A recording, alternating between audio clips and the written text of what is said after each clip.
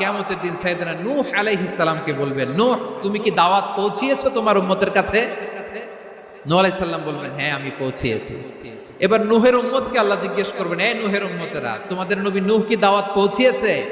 নূহের উম্মত বলবে, না আল্লাহ, আমাদের কাছে কোনো সতর্ককারী আসে নাই, কোনো নবী টবি আসে নাই, কোনো দাওয়াতও আমরা পাই নাই, আপনারাও চিনি নাই, জান্নাতও চিনি নাই, জাহান্নামও চিনি নাই। নূহ আলাইহিস সালাম বিপদে পড়ে যাবেন। তখন আল্লাহ বলবেন, নূহ তুমি বললা পৌঁছিয়েছো, তোমার উম্মত বলে কিছু পায় নাই। নূহ তোমার কি কোনো সাক্ষী আছে? তোমার কথা আর তোমার উম্মতের কথা তো মিলে না। তুমি বললা তুমি আমার নির্দেশনা দাওয়াত পৌঁছে দিয়েছো, কিন্তু তোমার উম্মত বলে পায় নাই। নূহ তোমার পক্ষে কোনো সাক্ষী আছে? নূহ আলাইহিস সালাম বলবেন, আছে। কে?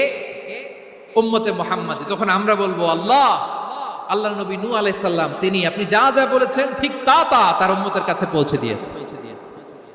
এবার